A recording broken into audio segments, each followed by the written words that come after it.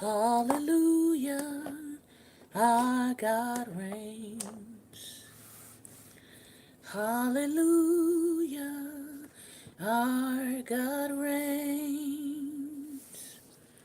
Hallelujah, our God reigns forever all my days. Hallelujah. Oh, hallelujah, our God reigns. Hallelujah, our God reigns. Hallelujah, our God reigns forever all my days. Hallelujah.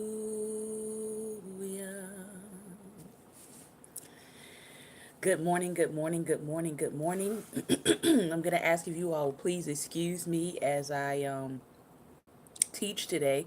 Have a little bit of a raspy throat and I've got a little bit of a cough going on, but hopefully I'm going to get over that. But also, I'm going to ask if you all would pray for my family because one of my uncles passed away yesterday, I believe. And I know that my cousins and my aunt are taking it pretty hard. And our family would ask for your prayers. Um, this is the Davis and Harris family. We will ask for your prayers this morning. Um, I I can't. I mean, I can kind of somewhat imagine what it's like for my cousins now, but everybody's relationship with their fathers is different, and I know that um, when I lost my father, when my father went to be with the Lord in 2010, he was a very integral part of kind of the glue of our family in terms of the lightheartedness, um, being there for others, caring for everyone in the family, regardless of their station in life. And so it was very hard for me because I was a, though I didn't live with my father, I was a father's girl. Because I knew that my father loved me. And I got a chance to spend time with my father. My father and my mother's relationship was not on the up and up, but my dad did make the effort to see me, even when my mother forbid him. He would actually sneak and come and visit me. Or my grandmother would sneak me over to see my father. So I had a relationship with my father. And I was very thankful because I got an opportunity for him to walk me down the aisle and those kinds of things. And, you know, he met Robert and he and Robert had a very, very good relationship. And so when my father passed, it was something that was unexpected, much like the passing of my uncle this past weekend. So I just ask that you all pray for them, the Harris Davis family. Pray for my cousins who are losing their, who have, you know, are dealing with what it means to lose your father. And as much as people can tell you, you know, it's going to be okay, as much as people can give their condolences, um, it's just going to be a different kind of life for them without their father. And so I am praying for them even this morning, praying for my aunt and praying for my cousins that the peace of God would be with them even as they are now looking at the arrangements. So he was a very, very, very gentle man. He was a very kind man. Um, he served in the military. He was a retired, I believe, Air Forceman, I believe. But he was just an all around nice, kind, gentle guy who loved people and deeply, deeply cared and loved his family. And so I know that it's hard when anybody passes, but it is really hard when good people go on to be with the Lord, because you want them around. You want them to stay around. You don't want them to leave. And so again, this was his passing was pretty quick and surprising. And I'm praying for my family this morning. So thank you all for your prayers. And it is still a Monday to be thankful to the Lord. It's still a Monday to be thankful to God, because why? You're here.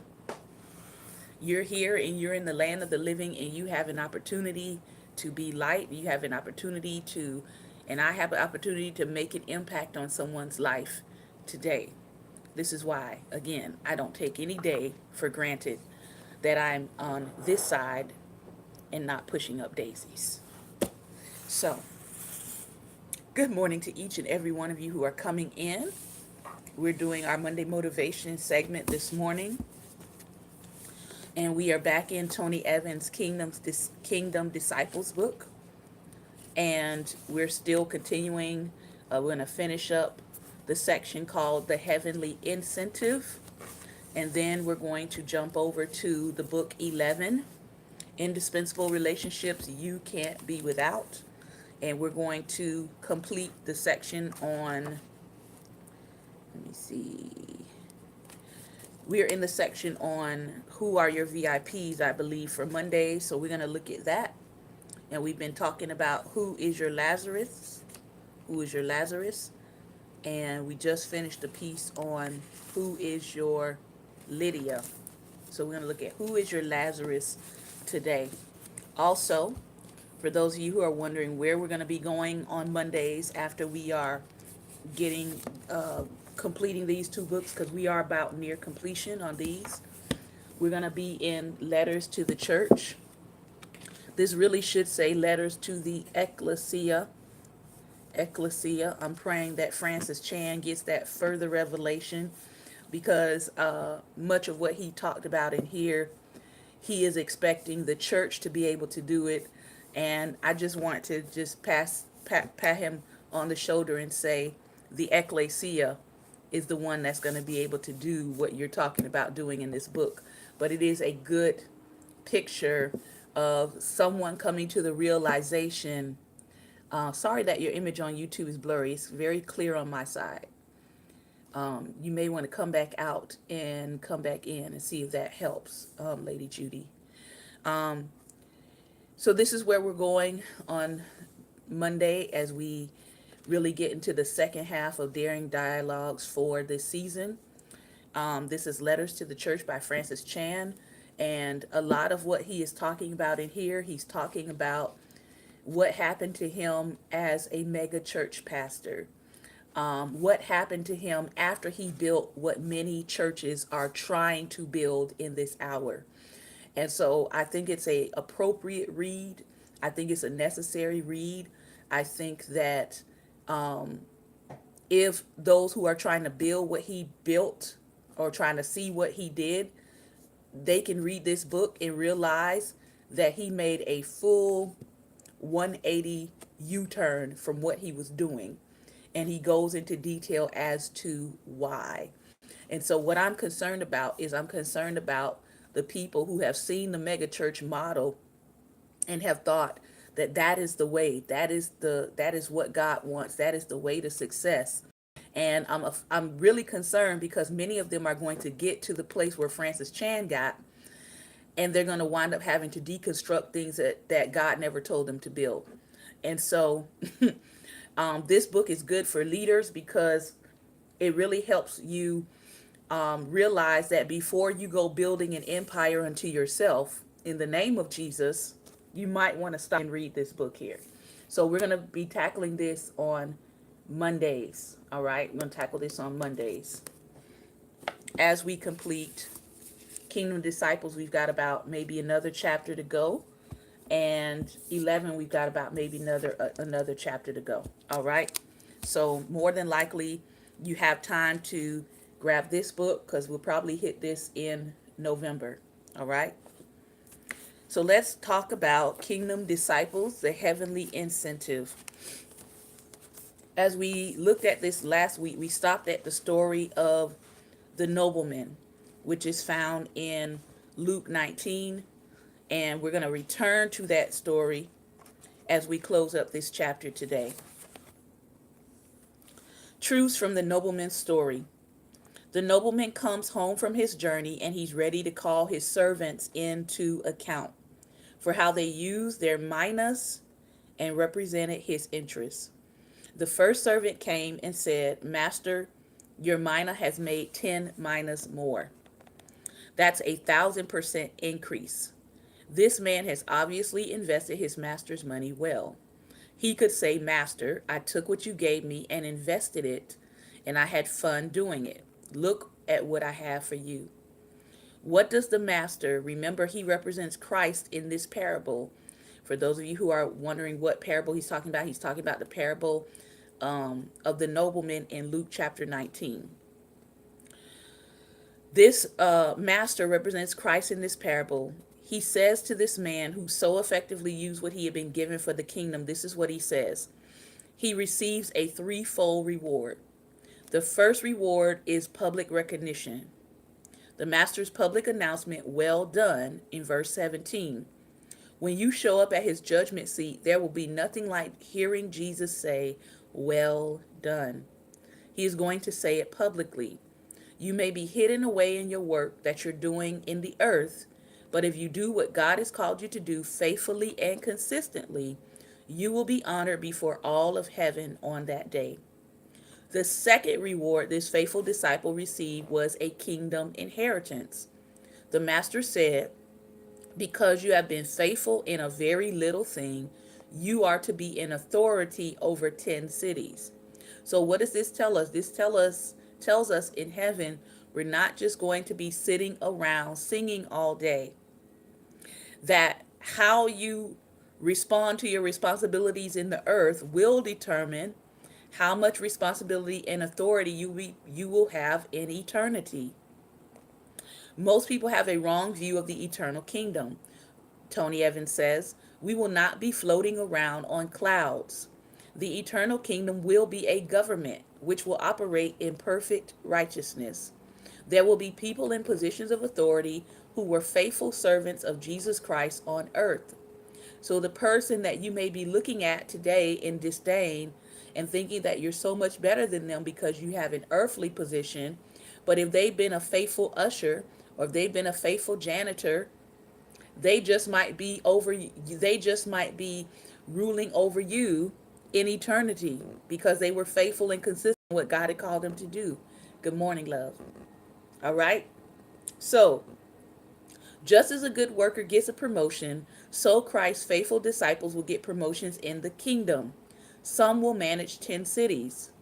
I wonder what's going to happen to the many white Americans who believe in heaven, who believe they're going to heaven, who have been so disrespectful and irresponsible with the material resources that God has given them in the earth to help other people.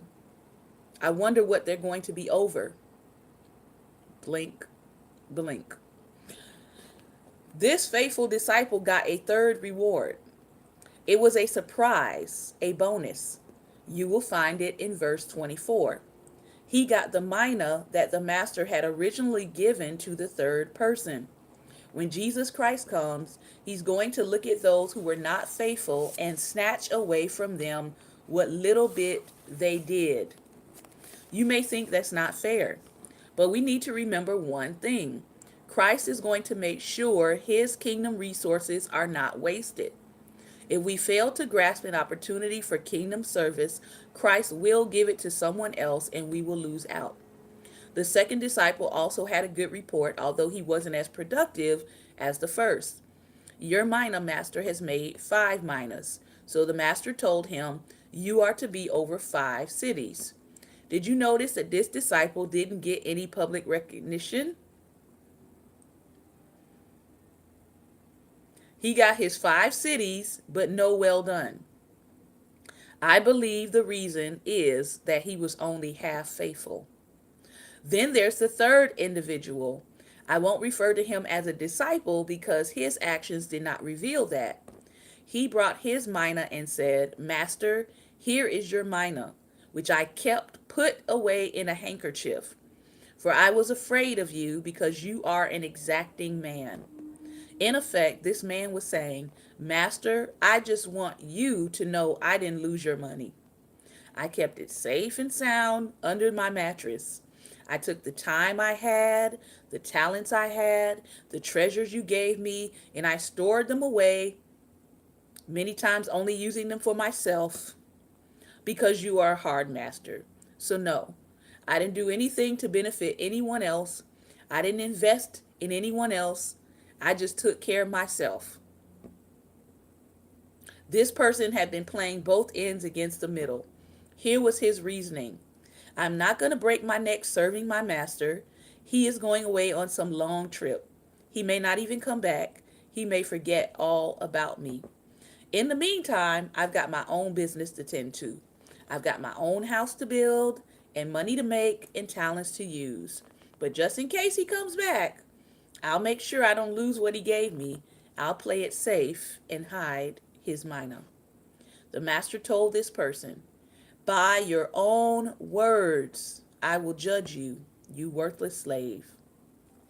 Then he asked him, why did you not put my money in the bank? And having come, I would have at least collected interest. He couldn't even give this person an E for effort, and he was called wicked because he knew putting the money in the bank meant that there would be a record. I'm afraid there are many Christians who can talk about the grace and goodness of God, who can praise him for taking them from nowhere to somewhere, but who are not giving him a decent return on his investment in them. These people are not failing to return 1,000 or 500 or even 10% to God. Like the faithless follower, they aren't even producing the 2 or 3% they could have gotten down at a local bank. The master says that people like that are no good to him. So in contrast to the first disciple, this person receives a ringing condemnation. He gets no cities, and as we saw above, even the mina he has will be taken away from him.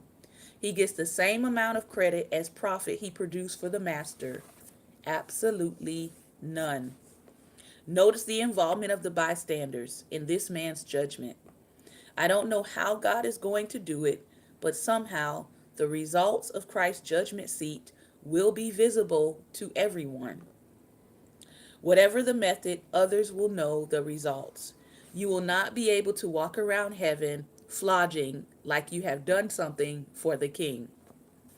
That means that we are simply wearing the name of Christ like a decoration instead of living it.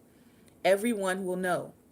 If we have nothing to bring to Christ that can withstand the fire, other believers at his judgment seat will know. That's why I think there will be some big surprises on that day with people saying, but I thought so and so was a good Christian. They always came to church with their Bible under their arm. They were always saying, praise the Lord.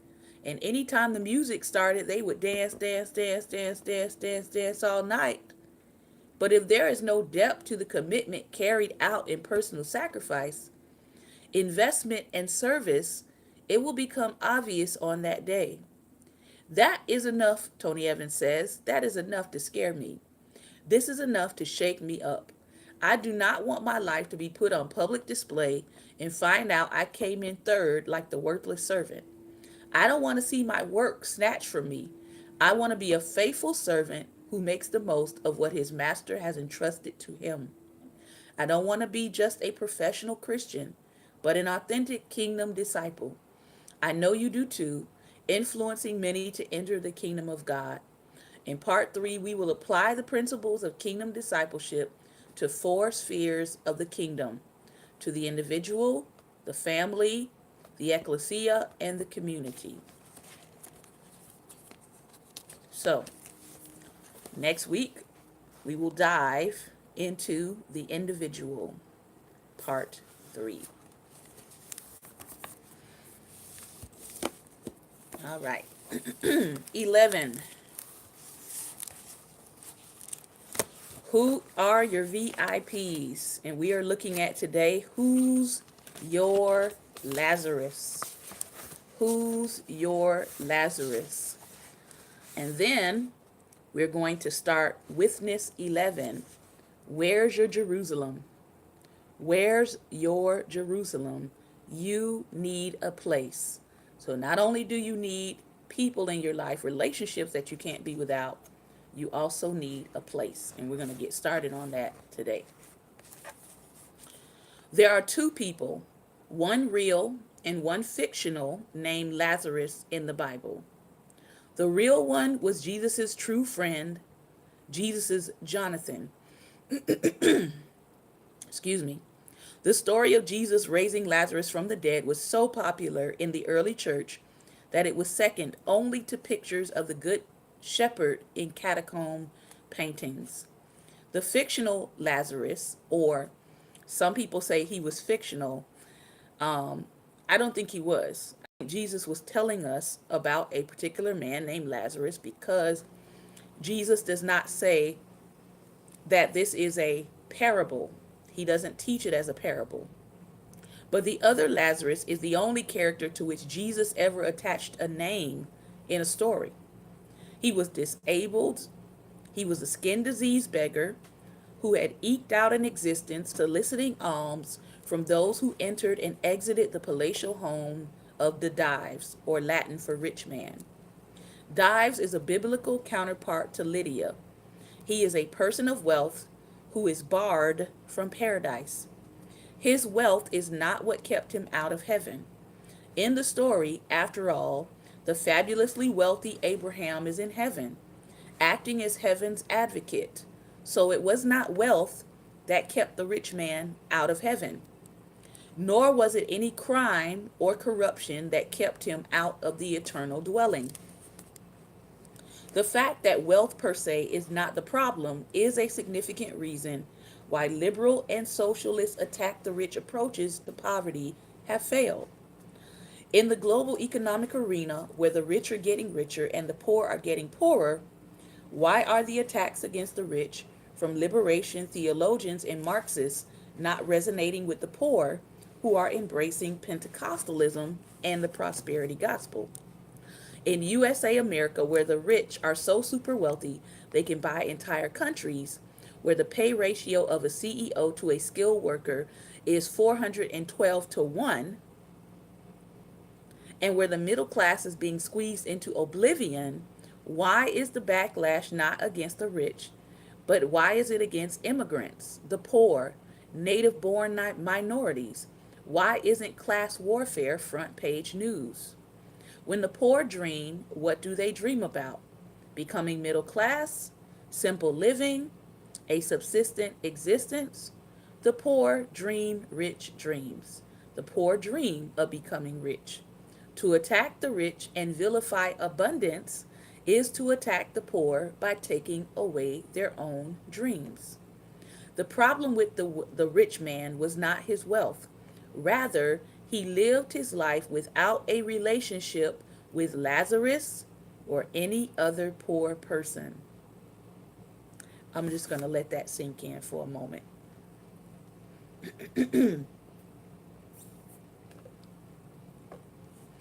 He lived his life without any relationship to the poor.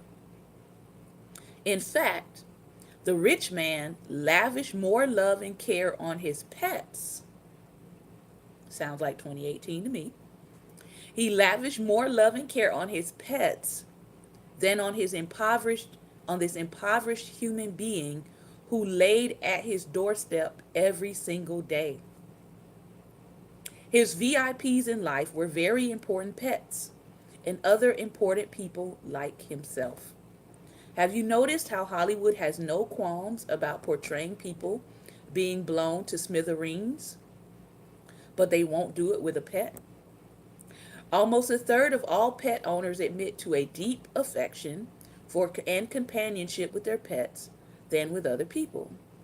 Almost 4 in 10 pet owners talk to their pets either on the telephone or leave messages for them on the answering machine.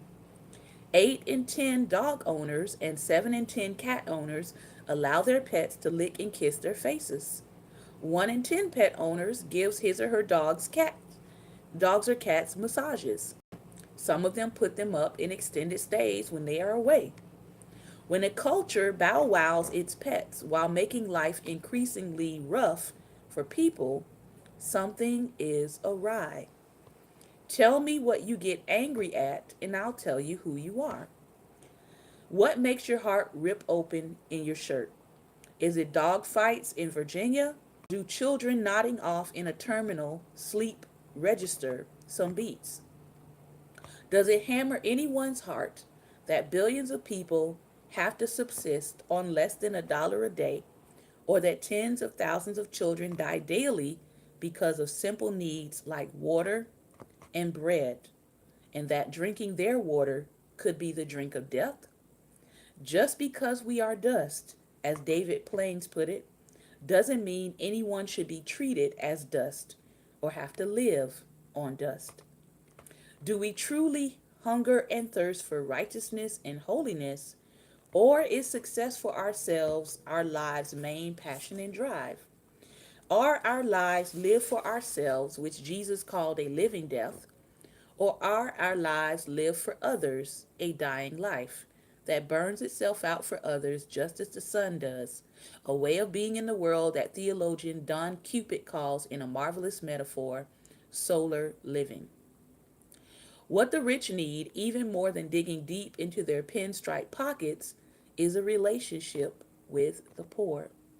Ask anyone who heads up a homeless shelter or an inner city rescue mission.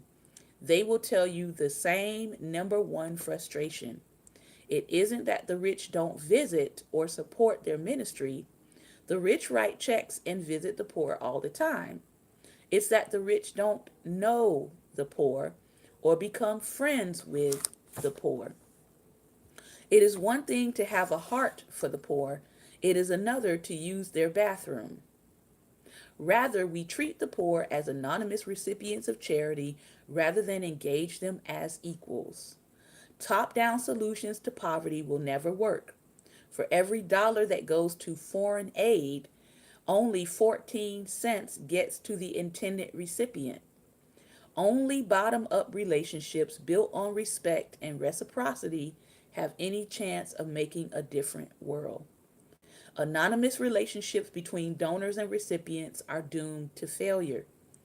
In the early church, the agape feast followed by the Eucharist was a family reunion where the rich and the poor shared food and fellowship together without regards to class distinctions or social status.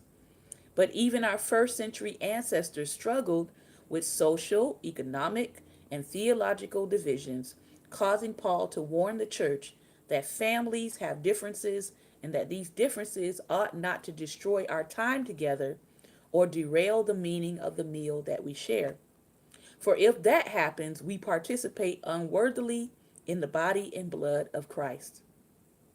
The first followers of Jesus, when they gathered for worship, had to step past and sometimes over the poor who gathered outside entrances, begging for alms.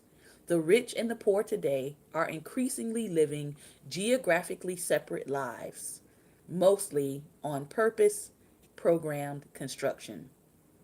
Most people have not had 25 conversations with poor people in their entire life. It is time to chip away the wall that separates the inseparable, the rich and the poor.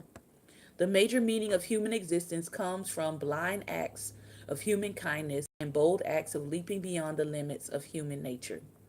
This does not mean that we are ever free from our self-interest, but these blind and bold acts help us to experience, if only for a moment, what it means to be human, to be fully conscious human beings in a world of unconsciousness and sometimes a world without conscience. So, the question is, are you friends with any poor people? Do you have any people in your life that you are in relationship with that you can name that are not doing as well off as you? Or do you only stick to your four and no more, or your own circle of influence? Because if you think about what he is saying, He is saying something that many people are not teaching right now. Many people are teaching it's time to level up, right? It's time to kick people to the curve. It's time for fall cleaning, right? It's time to just let some people fall off who are not on your level and all of this other stuff that's really counter to the Bible. It's a new season. Yes, I know people can y'all can put them up there. All the things you hear people say that basically equate to elitism. That's what it equates to. It may be a nice way to put it. It may even be spiritualized the way they say it.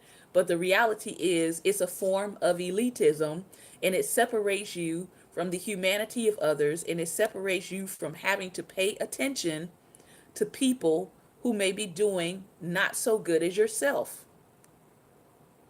All right? I'm going to tell you about me. My husband can attest to this. I make things specifically, I prepare things specifically for the homeless, and I look for homeless people when I go out to serve them. Why? Because Jesus said that if you have served them, you have served me. So I don't understand people who run from homeless people. I don't. I know what it's like to be homeless. So I realized during those times in my life, I realized that people did not treat me like a human being. I realized that they lumped me in with everybody else under that title because people get stereotyped when you see that title, even young children. All right? And so I know that people automatically try to dehumanize you and make you less than and only look at you as an object of pity as opposed to someone that you might want to have a relationship with because there is a stigma around that word.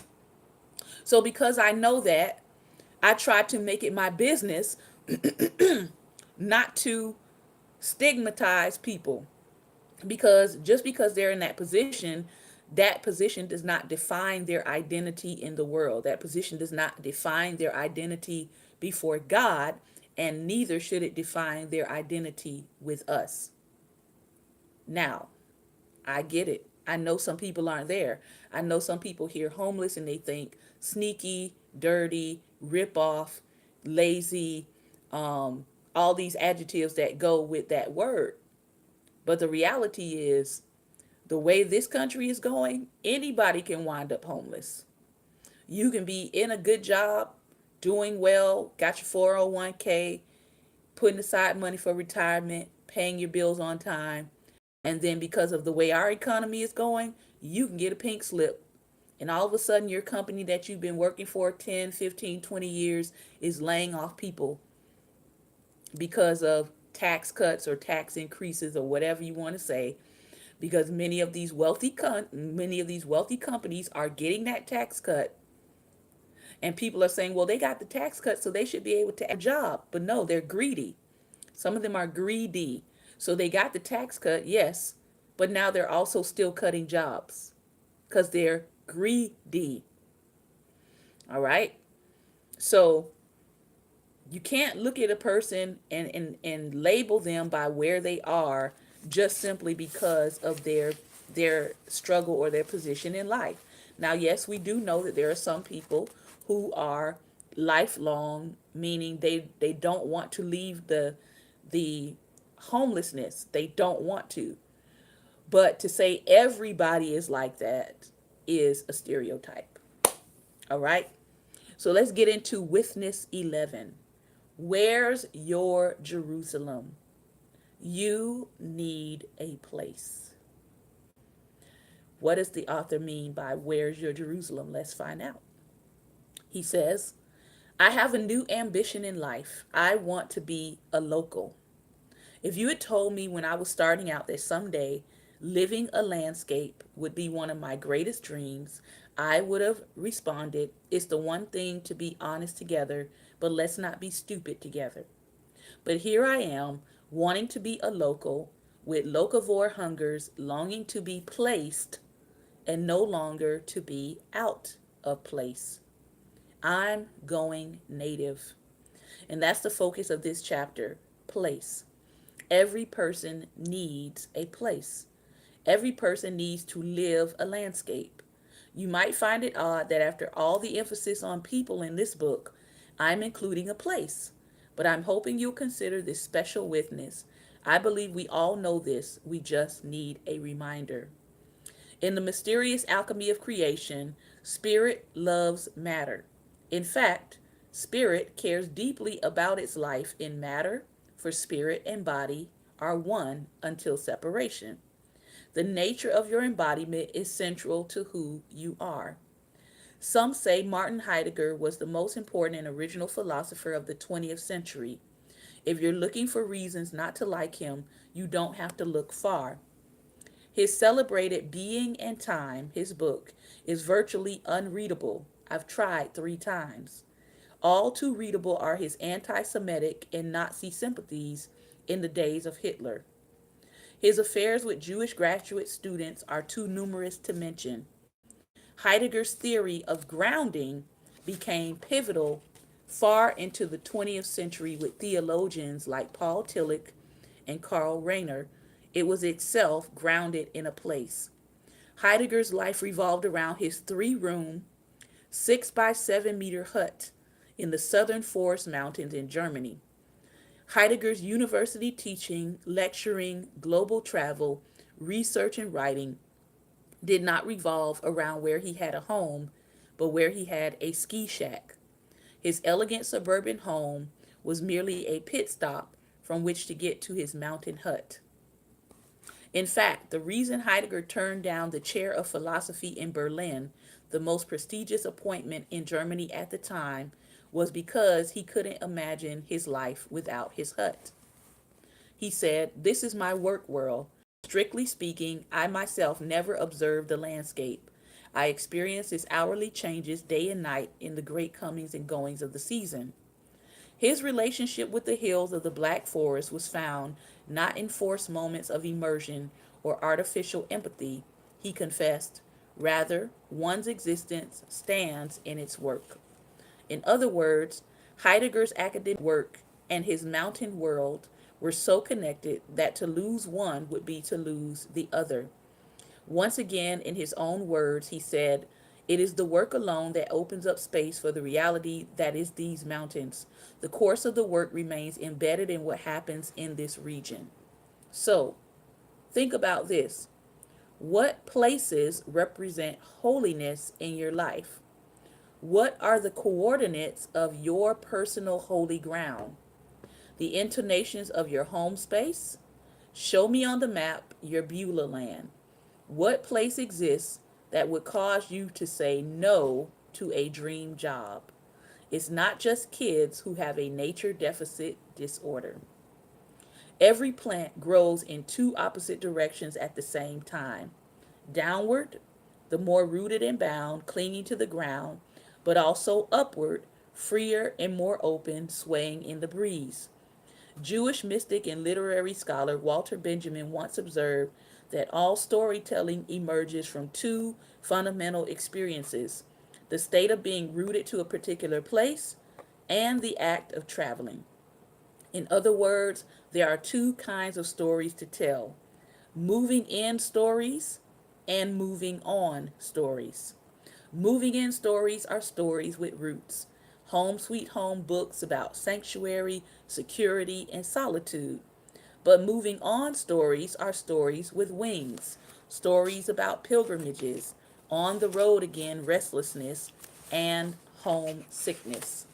Now I can tell you right now in our contemporary society, a lot of people put a lot of emphasis on moving on, right? We talked about that with the whole cutting people off. It's time to move on. It's time to move on. It's time to level up. Many of us in our society put a whole lot of emphasis on doing travel, right? You're not really a boss, or you're not really a mover or a shaker if you're doing a lot of traveling. I see people, they their Instagram is filled with all of the places they have been, or how many hotels they have been in a particular in different cities. But he's talking about your life having two different spaces. Yes, you're going to have times where you will move on, but you also have or should have some times where you are being still, where you have a space, where you have a place that you can retreat to. Jesus told Roots and Wings stories back to back. His story with Roots was about the kingdom of heaven being like a treasure hidden in a field. His story with Wings was about the kingdom of heaven being like a merchant in search of fine pearls. What Benjamin failed to point out, however, is that the storytelling of travel is not homeless. Journeys do not occur in a vacuum. Instead, there is a major homecoming component that sometimes makes it more about home, a place, than even the story about moving in. In postmodern culture, our Moving On Blue Highways books have no homecoming or no homesickness. Homelessness has a variety of facets. Much of contemporary spirituality is placeless and homeless. How do we know this? Because contemporary spirituality, if the person is not teaching what you want, if you feel like your pastor's not feeding you enough, if you don't like the music, I mean, just about anything these days, and people will pick up and say, I feel that the Lord is leading me to move on.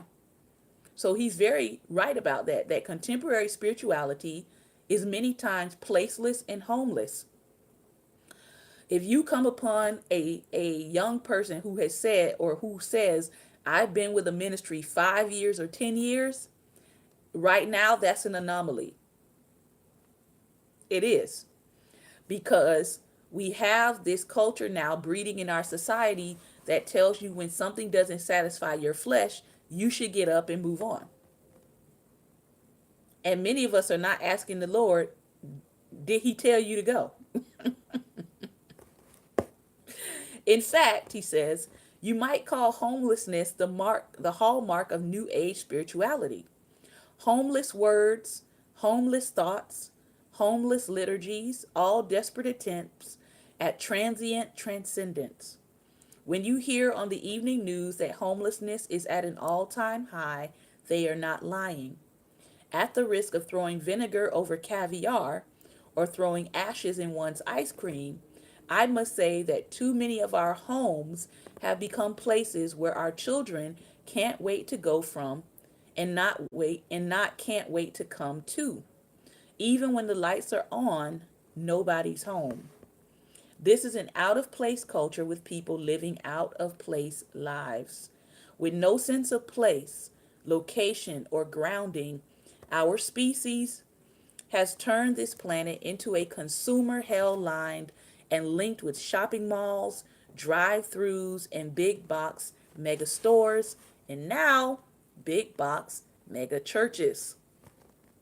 One of the most Damascus Road moments in my life came when I read and interacted with Wes Jackson, the Kansas Prairie geneticist and founder of the Land Institute. Upon reading his classic text, Becoming Native to This Place, the lights came on and I wanted to get home. I began to see myself as an Aboriginal who could be boastfully local, indigenous, and rooted. Wes Jackson and his good friend, Kentucky poet farmer Wendell Berry, have taught me that becoming native to our place involves living out three questions. Number one, can you find your place? Number two, can you live in place? And number three, can you speak your place? I had this happen to me recently. We were in a store, and I was talking, and the person said, "Where are you from?"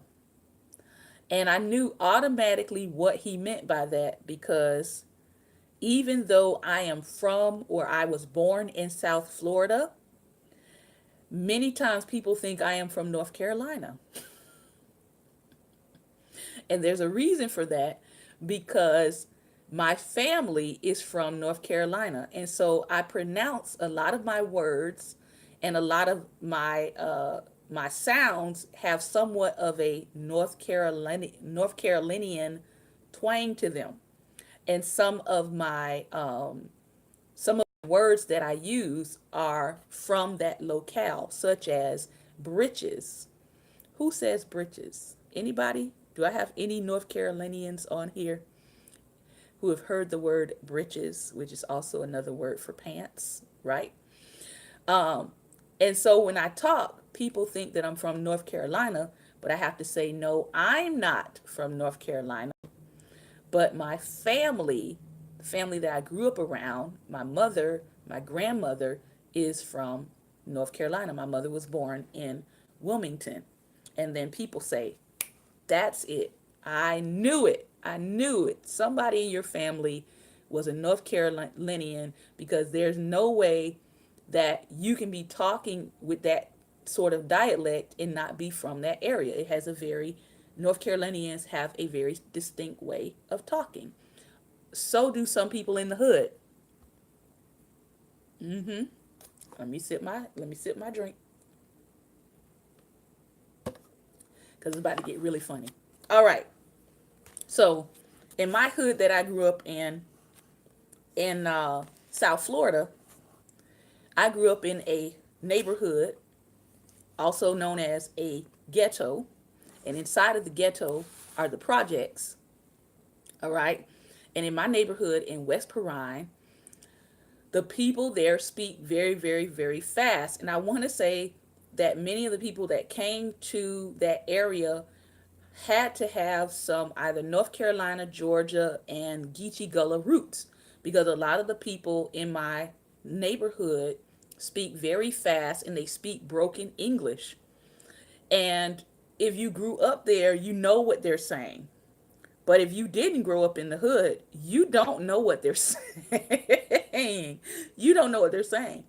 And so in my neighborhood, we call it P. Rhinese, because of the way that people speak in our neighborhood. And so I will never forget, my family has a corner store. One of the black business owners in the neighborhood was one of my family members, and he has a corner store. And he named his corner store after himself. It was called Bell's Shortstop. Nobody would ever call the store this, though. They would always say, I'm finna go to the store. And he spent years and years and years trying to get people in the neighborhood to say Bell's Shortstop. And they would never do it. They would always call his store the Stowe, STO. And so I will never forget when my relative finally decided to change the name of his store to the Stowe, because that's what people called it. And so he got this big lighted sign, and it said the STO apostrophe, the Stowe, and it's still there, by the way.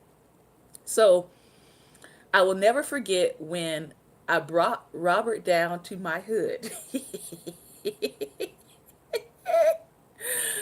And I was introducing him to the hood, and he was riding through with me, and he was like, "Oh, this looks so nice." And I was like, "No, this is the hood, okay? The people haven't come out yet. It's still daytime." And I will never forget saying to him, "I'm gonna go to the stove. I'm gonna go by the stove." And Robert looked at me and he said, Robert looked at me and he said, "You mean the store, right?" I was like, "No, I'm going to the stove." And he said, "No, it's called the store." And I was like, "No, it's really called the stove." And so he couldn't believe it. He was like, "I don't believe you. I don't believe you." So we get in the car. Ooh, I need this laugh this morning. So get in the car, and we're driving down the street, and we get to the stove, and he sees it's literally named the stove. And he was like, "I would not have believed you had I seen it." And I said, "I know, but this is how we talk in our neighborhood. And so it made sense to just name the building the way that people communicate about the building. All right. And so the business is still there. It's still called the Stowe in West Perrine. You can go visit and tell them I said hi. All right.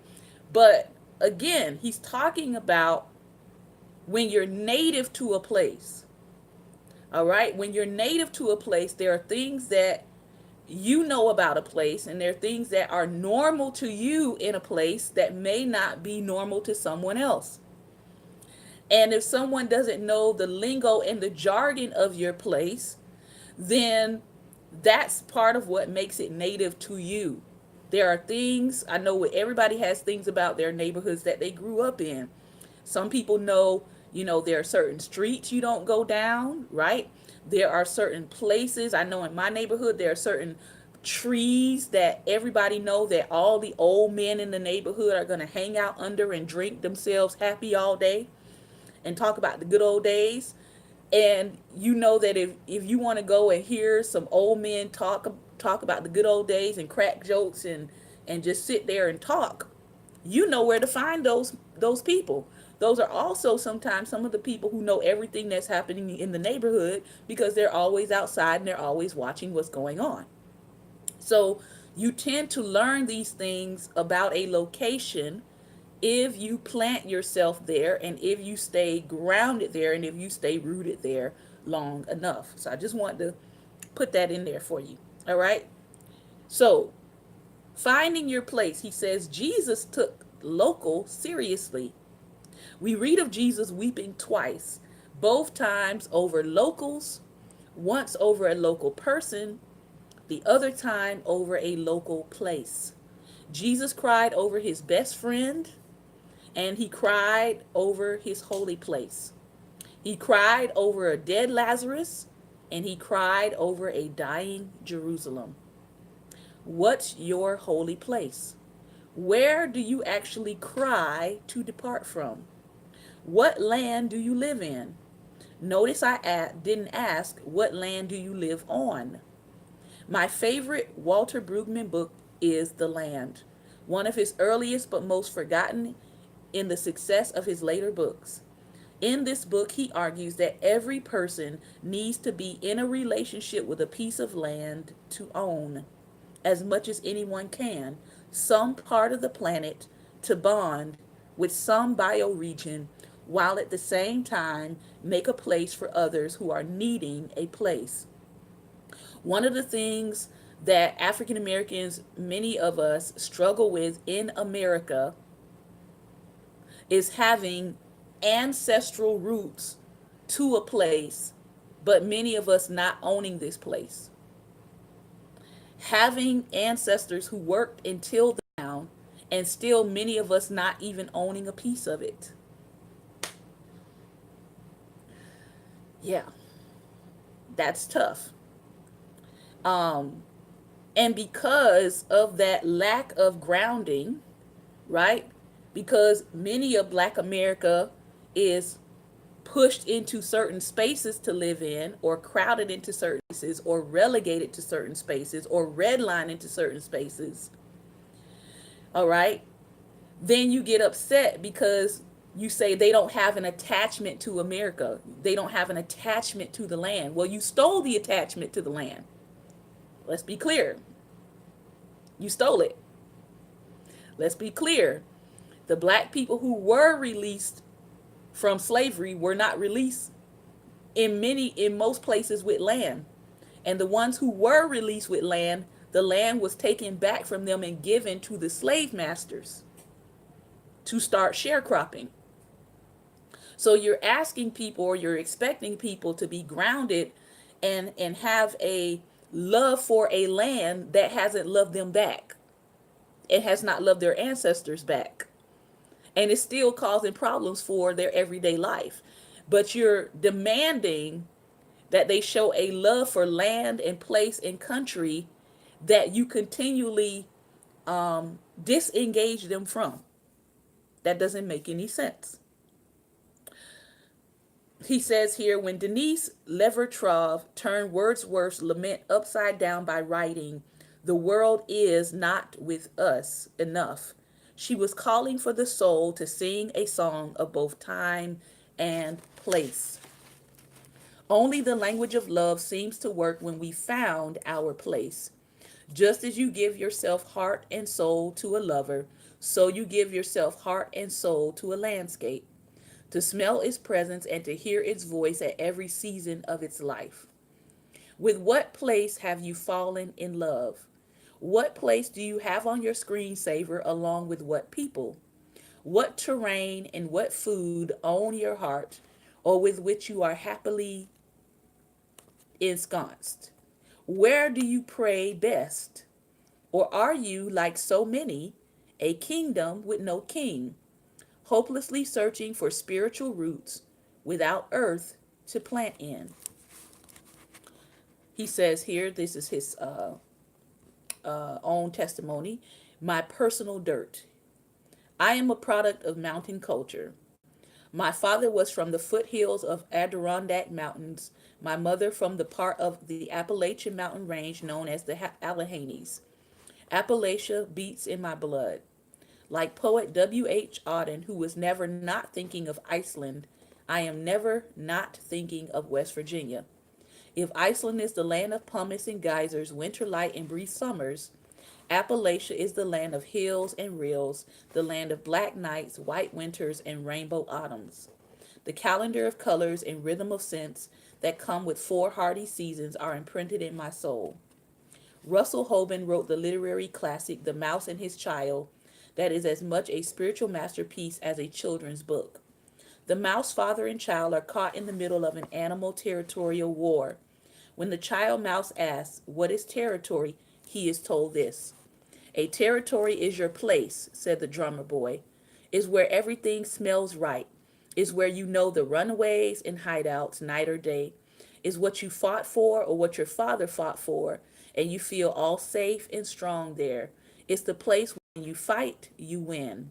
That's your territory," said the fifer. "Somebody else's territory is something else again. That's where you feel all sick and scared and want to run away, and that's where the other side mostly wins." The father walked in silence as a wave of shame swept over him. What chance has anybody got without a territory? So it is. Since 1992, the San Juan Islands have become my territory. So far north in the Pacific Northwest that parts of Canada are south of it. The best description of what Native Americans have called the Salish Sea. We say Puget Sound. It is in Jim Lynch's The High Tide. The book tells the story of a 13-year-old spending the summer in the tidal flats of Where I Live, a place where land and sea meet in gentleness, where the Pacific Ocean comes to relax. There are also other creatures that come to relax: whales, eagles, osprey, otters, salmon, the world's biggest octopus, the world's largest number of sand dollars, and all sorts of marine and land life. When you're tired of Orcas Island, you're tired of life. Even though I now have an adopted territory, my Appalachian heritage will always be my home place. As much as I love Orcas Island, the affected bonhomie of left coast aristocracy sticks in my gullet, making me all the more passionate about preserving my tribal tongue and customs through thick and thin. Creek is always everywhere pronounced crick. Funeral parlors are slumber rooms. When I whisper in your ear, "You've left the barn door open, you better look down." Every kitchen table needs a lazy Susan, which enables you to put all your dishes on the table at once. West Virginia may be an easy place to get away from, but a place impossible to leave behind. And that's how it should be. No more attempts at leaving and forgetting the places that have shaped us and continue to shape us. So, where are you most at home? Where must you go to be buried? Where are you most alive? And thus, where do you most want to die? At what location does death have the least dominion over you? West Virginia is also a place with an underside, a region of willful ignorance and intrigue, of blood feuding, weepings, wailings, and gnashings of gums, and limited horizons. Can anything good come out of West Virginia except an empty bus? The Jerusalem of Jesus' day is now buried underneath 20 feet of fill, garbage, debris, dust, soil, etc. But when Jesus cried over the mountain city and its 40,000 inhabitants at the time, the Jerusalem of Solomon's temple also lay buried underneath feet of fill. No place is without fill. No one can escape the landfill. But Appalachia will always be my womb with a view, and I speak of it as Christians should speak of Christ, never in the past tense, only in the present and future.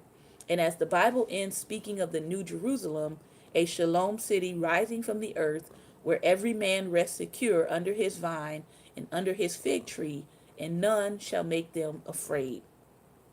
None of our Beulah lands are holy, not yet, but they combine the future and the present in the process of becoming the holy lands we dream them to be. So I want you to think about that as we close today. Think about, where's your Jerusalem? Where is your place that you go for quiet, for rest, for solitude? The place that you leave it, it makes you cry. It makes you think about returning there again. I could tell you, for me, there's only one place in the United States I feel that way about, and I'm not telling social media. Because when I get ready to retreat there, I don't want anybody coming to try to find me. And then, of course, there's one place in the entire world that way about, but it's very weird because I've only been there in my dreams. Yep. But the two places are connected. So this has been another episode of Daring Dialogues, and I've been your host today, Shantae Charles. I want to thank you all for tuning in today and hanging with me. I hope that I have said something today to get you thinking. If you are a kingdom disciple, thinking about your reward.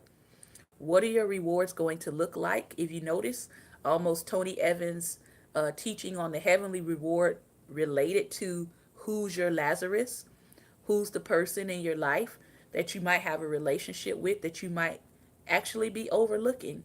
And that might be the relationship that God is paying the most attention to.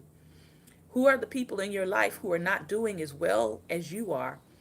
Are you responding to them? Are you keeping up with them? Do you have a relationship with them, or are you avoiding them? How do you treat the homeless? How do you treat the poor?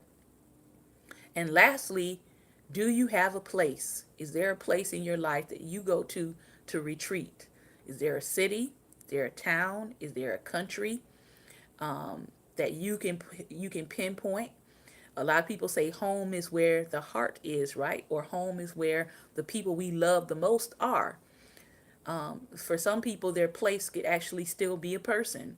That wherever this person is in the world, as long as we're together, then I feel at home. So just some things for you to think about today on this Monday motivation. Remember, light is the most daring opposition to darkness. So please go out today and be light. Take care, and God bless.